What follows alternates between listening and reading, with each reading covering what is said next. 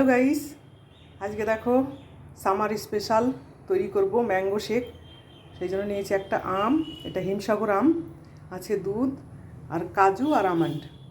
চলো তাহলে ম্যাঙ্গো শেকটা তৈরি করে ফেলি। আম কেটে নিলাম, এদিকে বাদামগুলো কেটে নিয়েছি। এবারে মিক্সিতে দুধ আর আম দিয়ে পেস্ট বানিয়ে নেব। প্রথমে দিলাম আম, এবারে দেব দুধ। তোমরা চাইলে চিনি দিতে পারো। এবারে মিক্সিটা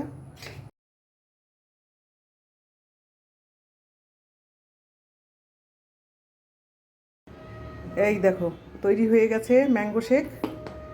এবারে ঠান্ডা ঠান্ডা পরিবেশন করি ম্যাঙ্গো শেক। যা লাগবে না খেতে। এই দেখো ঠান্ডা ঠান্ডা ম্যাঙ্গো শেক একদম রেডি। যা লাগবে না খেতে।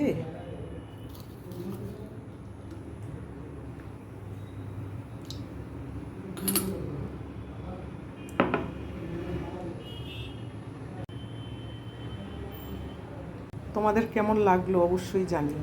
আর